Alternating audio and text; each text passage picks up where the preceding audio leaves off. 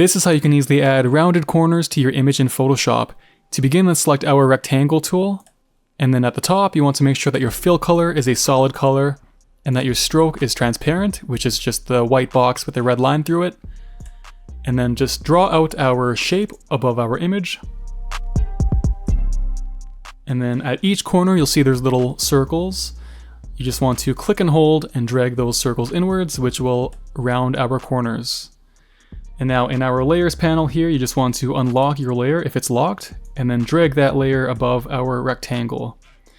And then the next step you want to do is to create a clipping mask, and you do that by holding Alt or Option on your keyboard. Hover between your two layers, you'll see there's a little white box and an arrow pointing down. Just click, and then you'll see that our clipping mask is applied and our corners are rounded. If you want to adjust our corners after the clipping mask has been applied, just select your rectangle tool, and then you can play around with these little circles at each corner. If you want to adjust one corner at a time, you just need to hold Alt or Option on your keyboard, and then you can adjust each corner individually. I'll just undo that last step. And now if you want to add a border or a stroke around your image, you just need to double click on your rectangle in this open space here, and then just add a stroke. You can change your stroke color. I'll just make this